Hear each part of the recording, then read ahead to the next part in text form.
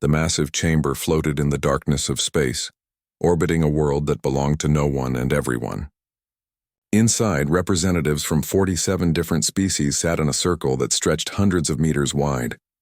Each delegate occupied a space designed for their specific biology.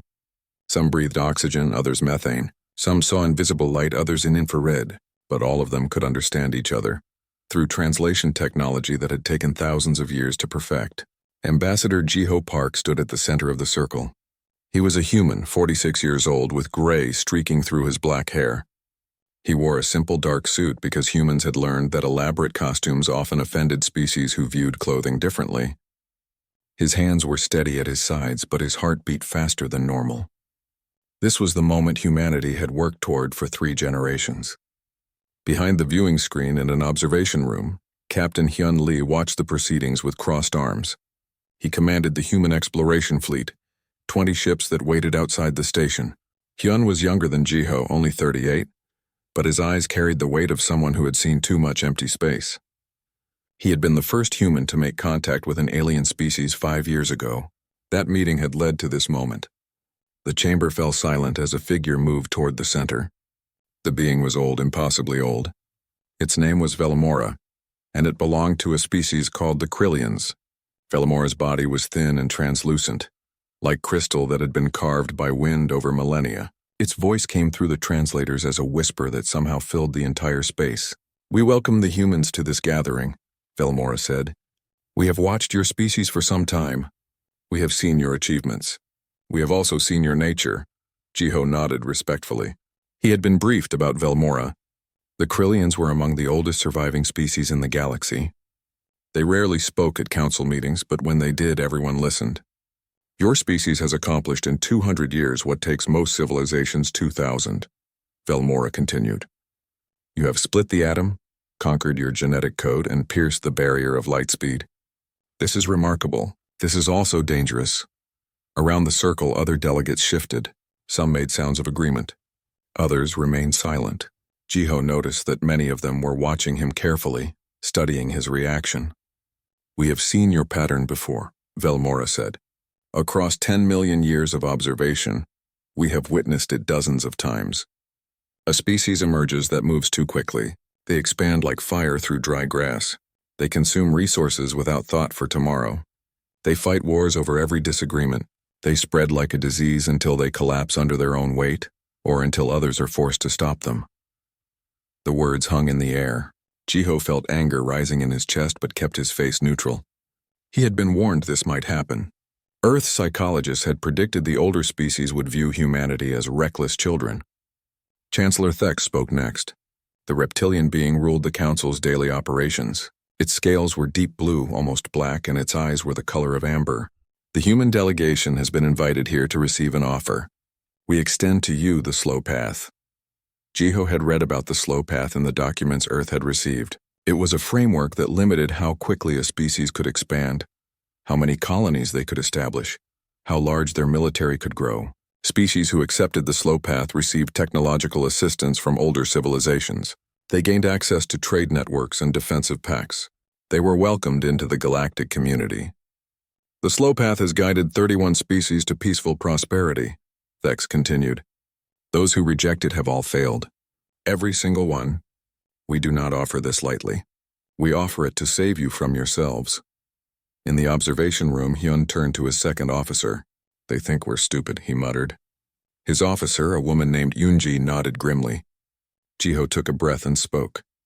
"We are honored by this offer. We understand it comes from experience and concern. But we must respectfully decline." The chamber erupted in sounds. Some species vocalized their surprise. Others gestured in ways their biology permitted. Thex raised a clawed hand for silence. "You do not understand what you are refusing," another delegate said. This one was from a species called the Manthar, beings who looked like collections of floating spheres held together by energy fields. "The slow path is not a cage. It is wisdom. It has been tested across millions of years." "With respect," Jiho said calmly, "it is a cage, a comfortable one, perhaps even a necessary one for some species. But humans did not crawl out of caves and reach for the stars so that others could tell us how high we are allowed to climb. Velmora's crystalline body seemed to dim slightly. Then you choose the storm path. So it begins again. Jiho turned to face the ancient being directly. If choosing our own destiny makes us a storm, then yes, we choose the storm. Thek stood, its full height reaching nearly 3 meters.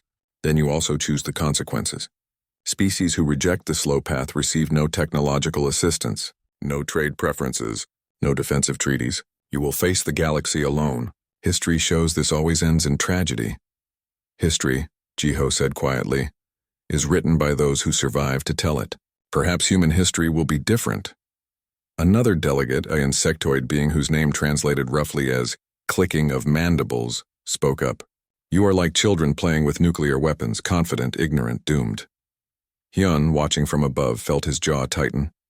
He had flown past civilizations that had existed for thousands of years and seemed to do nothing but exist. Their space stations were ancient. Their technology had barely changed in centuries. They were safe, yes, but they were also stagnant. Dead in everything but the biological sense. Jiho bowed slightly to the council. We thank you for this opportunity. We will remember that you offered guidance even if we cannot accept it, but humanity will chart its own course. We will expand at our own pace. We will make our own mistakes and celebrate our own victories, and we will do it free.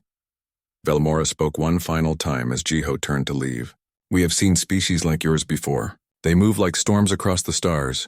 Beautiful, powerful, destructive, and ultimately they burn themselves out or force others to extinguish them. We hoped you might be different. We were wrong. Jiho paused at the chamber's exit. Maybe the difference is that this time the storm will know when to stop. He left the chamber. Hyun met him at the airlock connecting to the human shuttle. That went well, Hyun said with bitter sarcasm. They fear change, Jiho replied.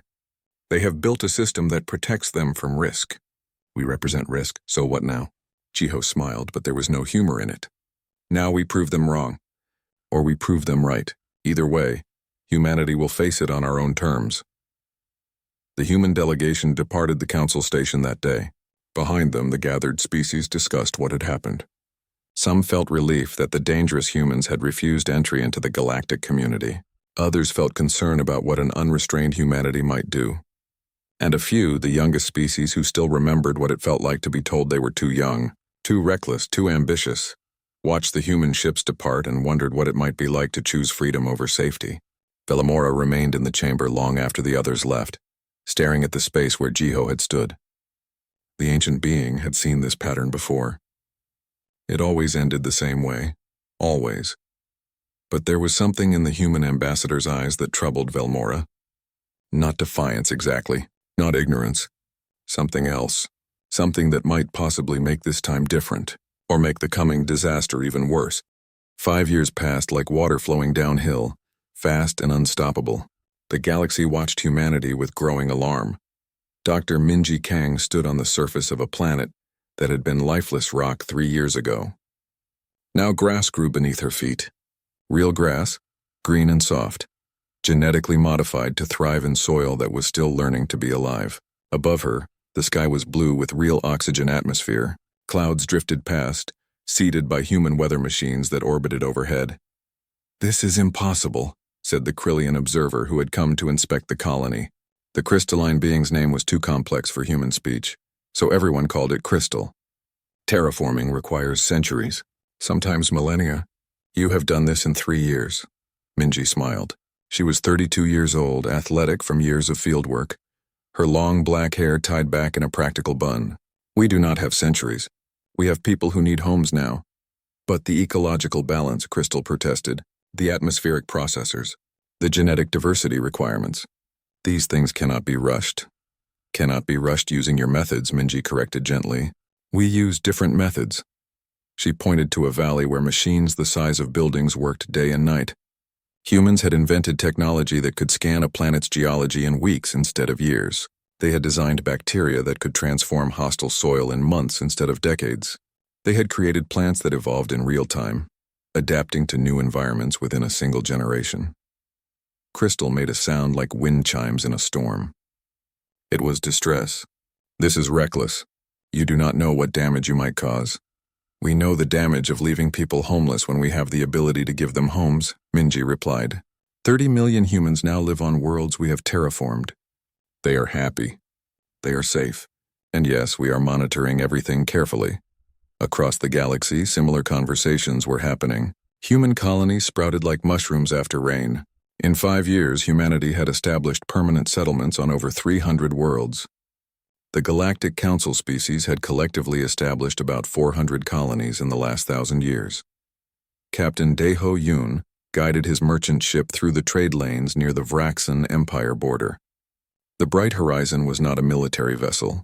It was a cargo hauler, modified and rebuilt so many times that barely any original parts remained. Daeho himself was weathered and practical, 41 years old with permanent creases around his eyes from squinting at navigation screens. His crew was small, just 8 people, but they moved like a machine. They had learned to operate in days what took Council merchant crews weeks to process. Human ships were everywhere now, hauling goods, establishing routes, connecting distant parts of the galaxy that had never traded before. Another Council vessel is complaining about our route, his navigator said. Her name was Yuna, 26 and sharp as broken glass. Let them complain, Daeho said. We have not violated any laws. We are simply faster and cheaper. They say we are disrupting traditional trade patterns. Daeho laughed. Traditional means slow, expensive, controlled by the old powers. We offer better service. If they cannot compete, that is not our problem. This attitude was common among human merchants. They saw opportunity where others saw order. They pushed boundaries without breaking them. They were aggressive in ways that made the established species uncomfortable, but could not be legally stopped. Admiral Suyun, Choi reviewed fleet readiness reports in her office aboard the orbital station above Earth. She was 45, compact and intense with eyes that missed nothing. The human military had grown from 50 ships to over 1,000 in just 5 years.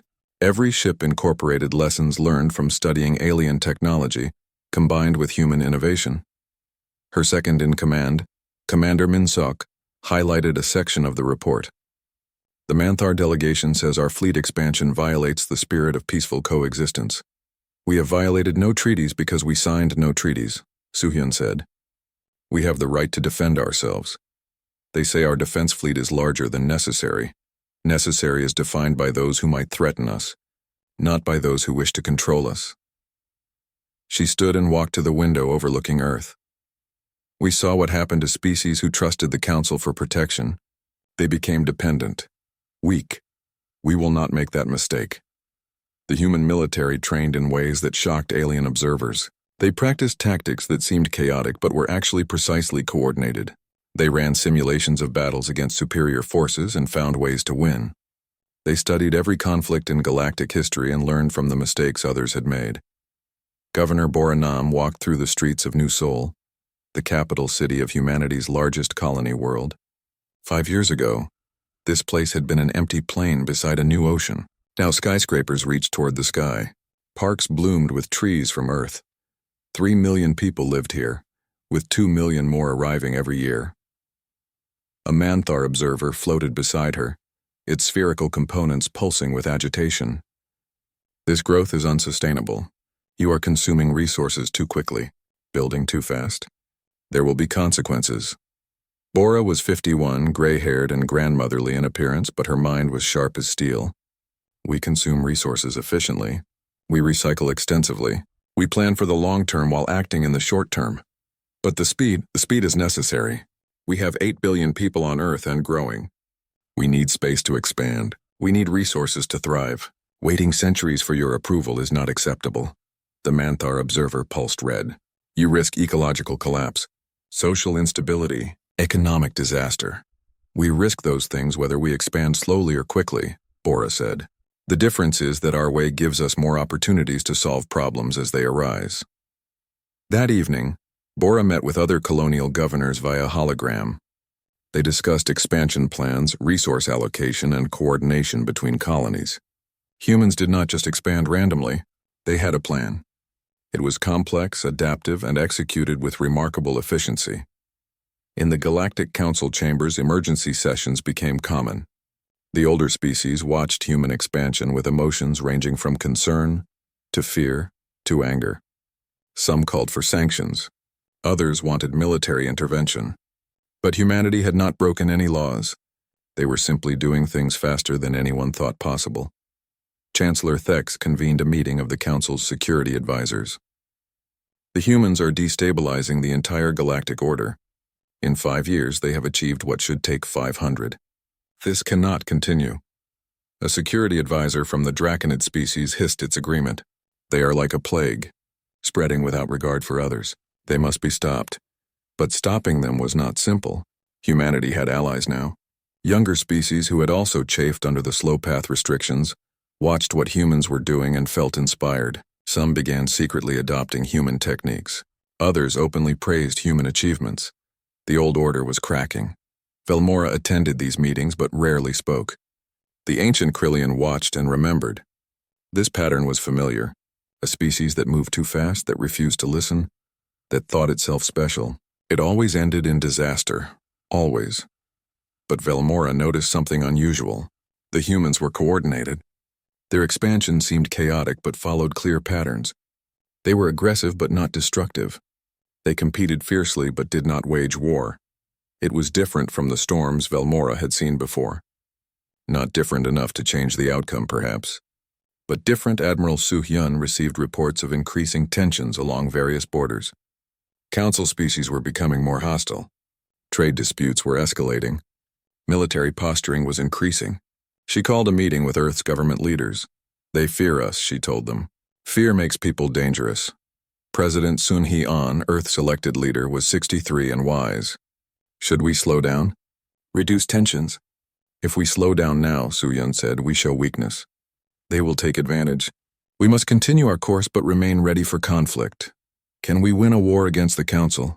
Su-hyun was quiet for a moment. If it comes to war, we will not fight the entire Council. We will fight whoever strikes first. And yes, we can win, but the cost will be terrible. In deep space, human scout ships continued pushing into unexplored regions. They mapped systems, identified resources, and marked potential colony sites. They moved like water, finding cracks in stone, always flowing toward opportunity. The galaxy had never seen anything like humanity's expansion. Some called it beautiful. Some called it terrifying. Many called it the storm. The name spread through news networks and diplomatic channels. Humanity was the storm, and the storm was growing stronger every day. On New Sol, Boranam received a message from Earth. It was simple and chilling. Intelligence had intercepted communications suggesting some council members were discussing ways to forcibly stop human expansion. Nothing concrete yet, nothing that could be proven. But the threat was real. She stood at her office window looking out at the city that had grown so fast. Millions of people lived here. Children played in parks. Families built their futures. All of it possible because humanity had refused to accept limits. Let them try to stop us, she whispered to the empty room. Let them see what happens when they try to cage the storm. The Vraxan Empire had ruled their region of space for 3,000 years. They had conquered 17 species, absorbed their territories, and built a military machine that was the pride of the galactic south. Their warships were massive and powerful. Their soldiers were trained from birth. Their warlords were chosen through ritual combat that left only the strongest alive. Warlord Krextal stood on the bridge of his flagship, watching the view screen with satisfaction. He was enormous even by Vraxan standards, nearly 4 meters tall, covered in armored scales the color of old blood. His eyes were black and cold. Around him, his officers stood at attention, waiting for his command. The human colony in Grid 773, he growled. Harmony Station. It is poorly defended. We will attack it. His second officer, a younger Vraxan named Thexkor, hesitated. Commander, the humans have not violated our territory. An attack might be considered. Considered what? Krextal turned his massive head. An act of war? Good. Let there be war. These humans have disrupted trade routes. They have ignored proper protocols. They have shown disrespect to their betters. Someone must teach them their place. We will be the teachers. Thexkor bowed his head in submission. Arguing with the warlord was dangerous. As you command. What Thexkor did not know was that Krextal had received quiet encouragement from certain members of the Galactic Council. Not official approval, of course. That would violate laws and treaties. But private communications, suggestions, reassurances that if the Vraxan Empire were to take action against human expansion, the Council would not interfere too quickly. The older species were scared of humanity's growth. They wanted someone to stop it. But they did not want to do it themselves, so they whispered to the Vraxons, knowing that warrior species would eventually act. Harmony Station orbited a pleasant world that humans called New Spring. The colony was young, only 2 years old, but growing fast. 300,000 people lived on the planet's surface. Another 50,000 worked on the station in orbit, processing resources and managing traffic. Captain Ji-won Kim flew patrol in her fighter that morning. She was 28, an excellent pilot, perhaps a bit too confident for her own good. Her fighter was small and quick, designed for speed rather than heavy combat. Human fighters were built on the principle that the best defense was not being where the enemy expected. "Patrol route is clear," she reported to the station. Nothing unusual. Then her sensors went crazy. "Multiple contacts," she shouted. "Large vessels, military configuration coming out of FTL jump. I count 20 capital ships, Vraxon signatures." The station's defensive coordinator, a man named Jinwoo, responded immediately. "Confirmed. All fighters launch. All personnel to emergency stations, transmitting distress signal to Earth." But Earth was weeks away even at maximum FTL speed. The nearest human military fleet was days away. Harmony Station had only minimal defenses because humans had not expected an attack. They had violated no laws, threatened no one, given no cause for war. Krextel watched the human station scramble its defenses. Pathetic. They had maybe 20 fighters and a handful of defense platforms. His fleet could destroy them in minutes. "Begin the attack," he ordered. The Vraxon fleet opened fire. Ji-won and the other pilots tried desperately to defend the station. They flew with skill and courage, using tactics that surprised the Vraxon gunners. Human fighters moved unpredictably, struck from unexpected angles, coordinated in ways that seemed impossible. They destroyed 3 Vraxon cruisers before the overwhelming firepower began taking them down. Ji-won's fighter took a hit. Her controls died.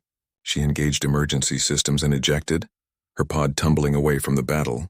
Through her pod's small window, she watched the Vraxon fleet systematically destroy Harmony Station. They did not demand surrender. They did not attempt to board. They simply fired until nothing remained. The station broke apart in flames. 300,000 people on the planet's surface looked up in horror as debris began falling from orbit. The Vraxon fleet then turned its weapons on the planet itself. They bombarded the colony from space, destroying buildings, infrastructure, everything humans had built. Ji-won's pod drifted in space, recording everything. She watched her home burn. She watched her friends die. And she heard something that made her blood turn cold. The Vraxon communications were not encrypted. She could hear them talking, laughing. They treated this as a training exercise, a casual demonstration of power. Commander Taejin Seo was leading an evacuation from a nearby mining outpost when he received word of the attack. He was 35, special operations, trained for the worst situations. But nothing had prepared him for this. "How many survivors?" he demanded. "Estimated 17,000 made it to emergency shelters," his communications officer reported. "But the Vraxons are still bombarding. If we do not get there soon, set course maximum speed. Begin preparing rescue operations." They arrived 6 hours later. The Vraxon fleet had left, satisfied with their destruction. Harmony Station was gone. The colony on the planet's surface was in ruins. Taijin coordinated rescue efforts, pulling survivors from collapsed buildings and sealed shelters. Every survivor had the same look in their eyes: shock, horror, rage. Young Mi-han worked in human intelligence, analyzing communications from across the galaxy. She was 31, brilliant, fluent in 7 alien languages. She had been monitoring Vraxon communications for months, concerned about their increasing hostility toward human expansion. After the attack, she dove into the data with desperate intensity. She needed to know why this had happened. Had humanity provoked it somehow? Was this the beginning of a larger campaign? What she found was worse than she imagined. Buried in encrypted council communications were messages discussing the human problem. Several council members had privately encouraged the Vraxons to take action. They had not ordered it directly, but they had made it clear that if the Vraxons attacked, the council would look the other way. Young Mi reported her findings to Earth's government. The implications were devastating. This was not just a Vraxon attack. It was a message from the older civilizations. Stay in your place or face destruction. The Galactic Council convened an emergency session. Chancellor Thek stood before the assembled delegates and expressed deep concern about the Vraxan attack. This act of aggression against the human colony is deplorable. We call upon both parties to exercise restraint and seek peaceful resolution. It was meaningless words. Everyone knew it. The Council offered to mediate. They suggested that perhaps humanity should reconsider its expansion policies to avoid future conflicts. They praised the wisdom of the slow path. Ambassador Jiho attended the session via hologram. He listened to the speeches and statements. He heard the false sympathy and hidden satisfaction. When it was his turn to speak, he was brief. Humanity recognizes this attack for what it truly is, an attempt to force us into submission through violence. You hope we will be frightened. You hope we will beg for your protection. You hope we will finally accept the chains you offered 5 years ago. The chamber fell silent. Jiho's holographic image stared at each delegate in turn. You will be disappointed. He disconnected. On Earth, President Sun Hee-an met with the military leadership and the colonial governors. The meeting was grim. Admiral Soo-hyun presented the options. We can sue for peace. Accept the slow path, limit our expansion, hope they do not attack again. Or, Sun Hee asked, or we go to war. Full mobilization. We strike the Vraxan Empire with everything we have. Can we win? Soo-hyun's expression was hard. Yes, but it will be costly. Thousands will die, maybe millions. And the galaxy will see what happens when humans fight without restraint. Governor Bora spoke up. If we accept peace now, we condemn every future colony to live in fear. We tell the galaxy that violence works against us. We make ourselves permanent targets. Others around the table nodded. The discussion continued for hours. Voices were raised. Some argued for caution. Others demanded revenge. But slowly a consensus formed. Humanity had tried peace. They had followed the rules. They had harmed no one. And still they had been attacked. Their people had been murdered. Their homes destroyed. All because they refused to be controlled. The vote was unanimous. Sun Hee addressed humanity via live broadcast. Her face was calm, but her eyes burned with determination. To the people of Earth and all our colonies. Today we mourn the loss of our brothers and sisters at Harmony Station. 300,000 innocent people were murdered by the Vraxan Empire in an unprovoked attack. We did not seek this war, but we will finish it. She paused, letting the words sink in. We tried to expand peacefully. We followed the rules. We harmed no one. The galaxy told us to move slowly. We refused. They sent the Vraxans to punish us for that refusal. They thought we would submit. They were wrong. Another pause. When she spoke again, her voice was steel. The full resources of humanity are now committed to war. We will demonstrate what happens when the storm is unleashed. The Vraxan Empire will learn what it means to provoke humanity, and the galaxy will learn that we are not prey. Admiral Soo-hyun stood on the bridge of her flagship, watching the fleet assemble, 1,000 warships with more building every day. Humanity had prepared for this possibility. War came to the Vraxan Empire like nothing they had ever experienced. Warlord Krextal expected the humans to mass their fleet and attack his border worlds. That was how civilized warfare worked in the galaxy. You declared war formally. You gave the enemy time to prepare. You met in designated battle zones where civilian casualties would be minimal. You fought until one side surrendered. Then you negotiated terms. Humans did not fight that way. The first strike came 3 days after Harmony Station's destruction. A Vraxan military supply depot on the edge of their territory simply exploded. No warning, no fleet engagement, just a massive detonation that destroyed 6 months' worth of stored munitions and killed 15,000 soldiers. Krextal roared in rage when he received the report. How did they penetrate our defenses? His intelligence officer was shaking. We do not know, Commander. No ships were detected. No intrusion alerts. The base simply exploded. What the Vraxans did not know was that a team of human special forces had infiltrated the base 2 weeks earlier. They had hidden themselves among cargo shipments, lived in the ventilation systems, and planted explosives in critical locations. Then they had walked out the same way they came in, invisible and patient. Sergeant Dong-Hyun Kwan led that team. He was 32, compact and quiet, with eyes that never stopped calculating. His squad had trained for years in infiltration techniques that combined human stealth technology with simple patience. They could remain motionless for days. They could survive on minimal supplies. They could become invisible in plain sight. Target destroyed, he reported to command. Moving to next objective. Across Vraxan space, similar strikes occurred. Military bases exploded. Communication arrays went dark. Supply convoys disappeared. The Vraxans scrambled to respond but could not find their attackers. Human Special Forces teams moved like ghosts through enemy territory. Admiral Suhyun commanded the main fleet from her flagship. She did not engage in traditional battles. Instead, she divided her forces into dozens of smaller groups that struck simultaneously across a 1,000-light-year front. When Vraxan forces moved to defend one system, humans hit 3 others. When they split their fleet, humans concentrated fire on isolated groups. They are everywhere and nowhere, a frustrated Vraxan admiral reported to Krextal. We cannot predict their movements. They do not follow standard tactical doctrine, then adapt. Krextal roared. We have fought for 3,000 years.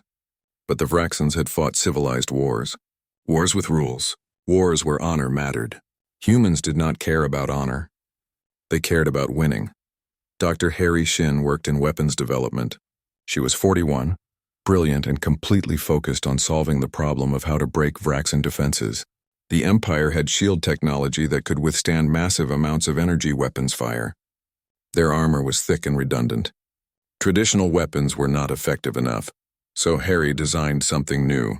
Kinetic kill vehicles that traveled at relativistic speeds. They were just chunks of metal, but moving at 90% of light speed, they hit with the force of nuclear weapons. Vraxan shields were designed to disperse energy. Kinetic weapons simply punched through them. The first test came at a major Vraxan shipyard. 3 kinetic projectiles, each weighing only 100 kilograms, struck the facility from different angles. The impact destroyed the entire complex and 20 ships under construction. The Vraxans never saw the projectiles coming. At that speed, by the time sensors detected them, they had already hit. Impossible, the Vraxan engineers reported. Those velocities require more energy than should be possible. But humans had found a way. They always found a way. General Minho Song commanded the ground forces. He was 53, a veteran of Earth's unification wars, experienced in rapid deployment and urban combat. When human forces secured orbital superiority over a Vraxan world, he led the invasion with brutal efficiency. His soldiers did not rest on normal schedules. They used stimulants and rotation systems that kept forces in combat continuously. When Vraxan defenders expected a pause for rest, human attacks intensified. They fought at night using superior sensors. They fought in day using overwhelming firepower. They never stopped. On the world of Vrax Prime 7, a major colony world, Minho's forces landed and swept through Vraxan defenses in 72 hours. The defenders fought bravely but were overwhelmed by the sheer relentlessness of human assault. They do not fight like living beings, one captured Vraxan officer said. They fight like machines that have been programmed only to advance. Minho heard the comment and smiled grimly. We fight like people who remember what happened to Harmony Station. Sergeant Dong-hyun's Special Forces team penetrated deep into Vraxan space, reaching the Empire's capital world. The mission was considered impossible. The capital was protected by layers of defense, thousands of warships, millions of soldiers. No enemy had touched it in 1,000 years. Dong-hyun and his team traveled as merchants hiding among civilian traffic. They spent weeks establishing themselves, gathering intelligence, preparing. Then, on a night when Krextal himself was hosting a victory celebration, premature as it turned out, they struck. They did not attack Krextal directly.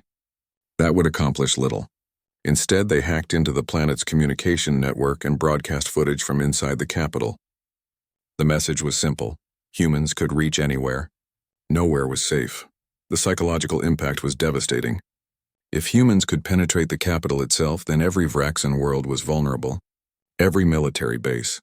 Every government facility. The feeling of invulnerability that had sustained the Empire for 3,000 years evaporated overnight. Admiral Soo-hyun watched the casualty reports with a heavy heart. Humans were dying too. Thousands of them. Ships were lost. Ground forces took casualties. But the Vraxan Empire was bleeding far worse. She ordered her fleet commanders to avoid civilian targets when possible, but to show no mercy to military installations. We are not here to commit genocide. We are here to break their ability to wage war. Do it efficiently. Human forces adapted to every Vraxan tactic. When the Empire tried to use their massive battleships to overwhelm human positions, human fighters swarmed them with precision strikes on critical systems. When they tried to fortify key worlds, human ground forces bypassed the fortifications and struck supply lines. When they tried to negotiate temporary ceasefires, humans used the time to reposition for better attacks. Dr. Harry developed another weapon, computer viruses specifically designed to attack Vraxan systems. Human computer technology was more advanced, more flexible. Her viruses spread through Vraxan networks, corrupting targeting systems, erasing databases, causing chaos. This is not honorable combat. Krextel raged when his fleet's computers crashed during a crucial battle. This is not how wars are fought! But humans did not care about fighting honorably. They cared about winning quickly to minimize their own casualties. 6 months into the war, the Vraxan Empire was reeling. They had lost 60% of their military capacity. Their economy was collapsing. Their people were terrified. The empire that had dominated their region for 3 millennia was being systematically dismantled. Krextal finally understood what he had unleashed. He had thought humans were like other species, powerful perhaps, but bound by the same rules of civilized warfare. He had been catastrophically wrong. He sent a message to Earth requesting a ceasefire. President Sun Hyun received it and discussed it with her advisors. Admiral Soo-hyun wanted to press the attack until the Empire surrendered unconditionally. We have them on the edge of collapse. We should finish this. But Sun Hee was thinking beyond this war. If we completely destroy them, we become the monsters they accused us of being. We prove the Council right. They murdered 300,000 of our people, and we have killed far more of theirs in response. We have made our point. Sun Hee looked at the casualty numbers. So many dead on both sides. We offer them terms. Surrender unconditionally. Disarm their military. Allow human oversight of their government. In exchange, we stop the bombing. Krextal received the terms and felt humiliation burn through him. Unconditional surrender. It was unthinkable. The Empire had never surrendered to anyone. But the alternative was complete destruction. He met with his advisors. Many wanted to fight to the end. Others recognized reality. Commander, his second officer said quietly, our people are dying. Our worlds are burning. If we continue, there will be nothing left to defend. After 3 days of debate, Krextal accepted the terms. The Vraxan Empire surrendered unconditionally. 3,000 years of dominance ended in 8 months of war against a species they had dismissed as primitive. Across the galaxy, the news spread like wildfire. The Vraxan Empire, one of the most powerful military forces in known space, had been defeated by humans. Not just defeated, but crushed, broken. Forced to surrender completely in the Galactic Council chambers, silence reigned.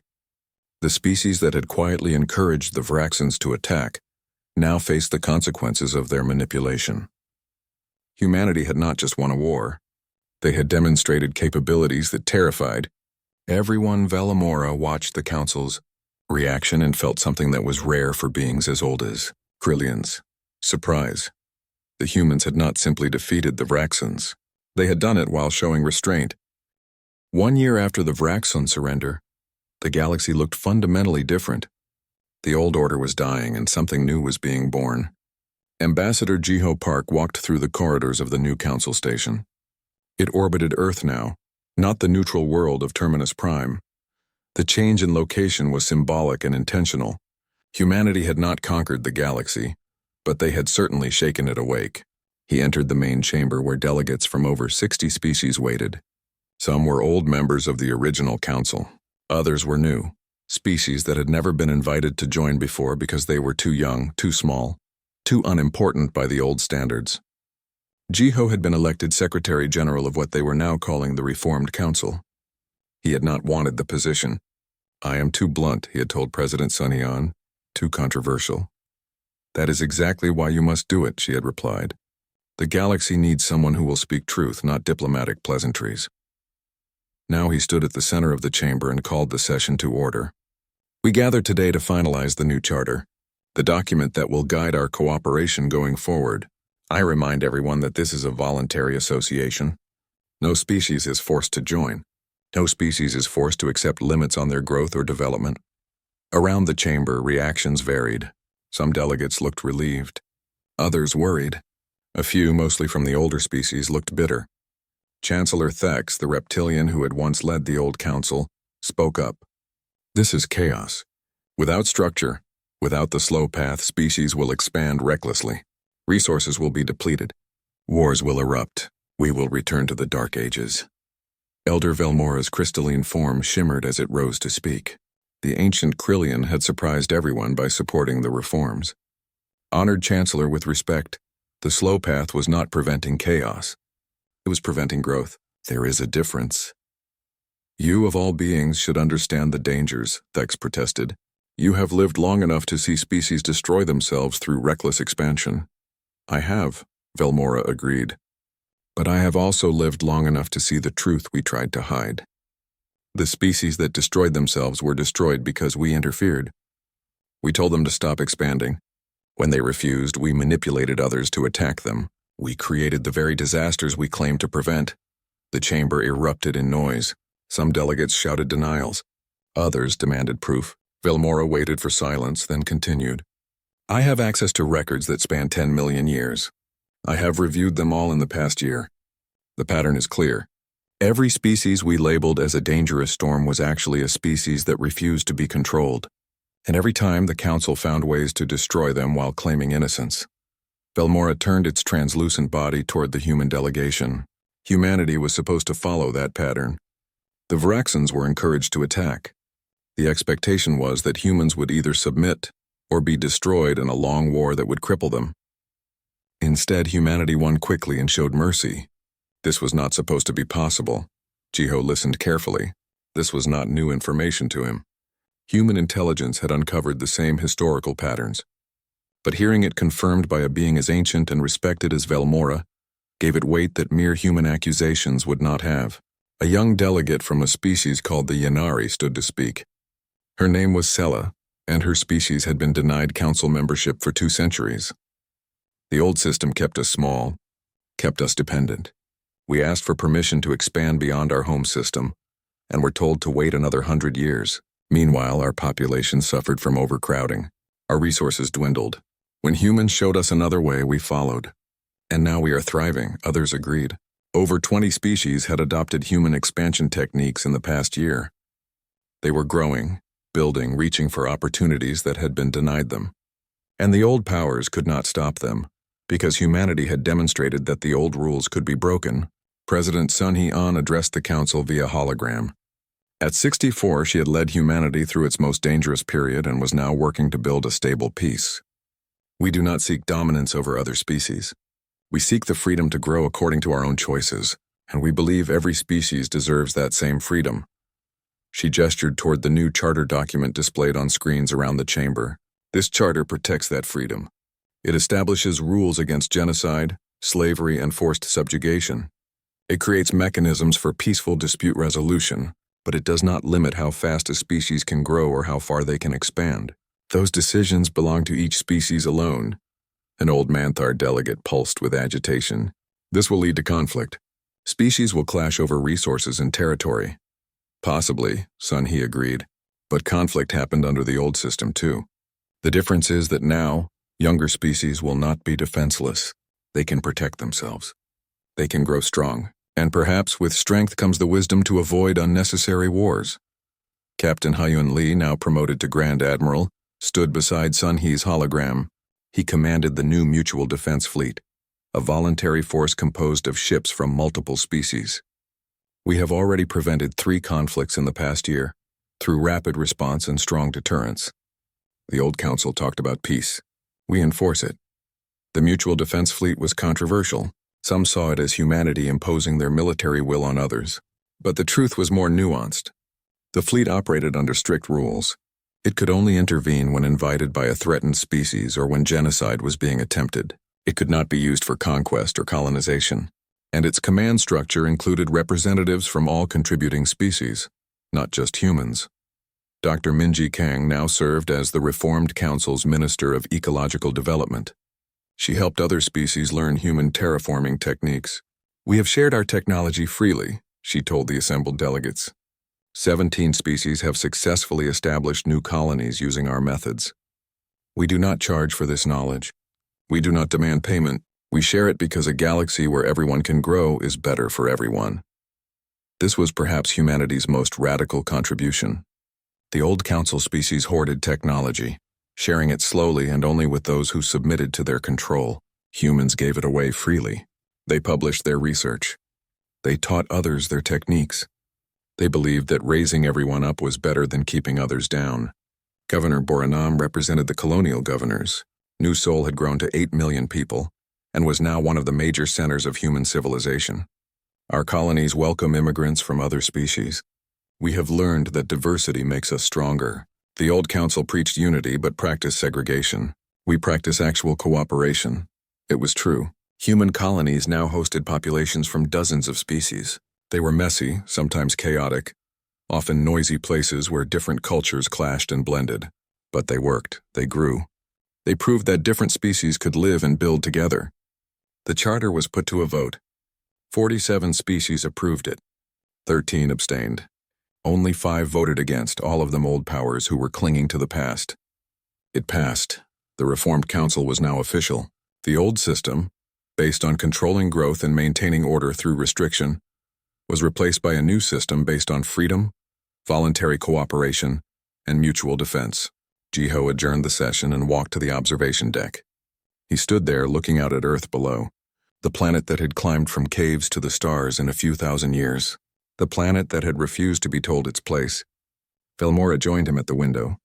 "You have changed the galaxy, Ambassador. I am not certain if it is for better or worse, but you have certainly changed it." "Time will tell," Jiho said. "We may have made terrible mistakes. We may regret some of our choices, but they will be our mistakes. Our choices, not decisions made for us by others." "That is what the ancient storms believed too," Velmora said quietly. "Maybe," Jiho replied, "but we are not a mindless storm. We are a directed wind. We know where we are going." 6 months later, a delegation of young species arrived at Earth. They came from civilizations that were just beginning to reach for the stars. They asked humanity for guidance. Dr. Harry Shin, who had now shifted from weapons development to peaceful technology research, met with them. "You want to know how we did it?" How we refuse to be controlled? They nodded eagerly. "It is simple," Harry said. "We remembered something that older species forgot. We remembered that we started with nothing, lived in caves, hunted with stones. Every generation built on what the previous generation achieved. Every generation pushed a little further. We never forgot that progress requires risk." She pulled up images of Earth's history. Humans climbing mountains, sailing oceans, building rockets, reaching for impossibilities.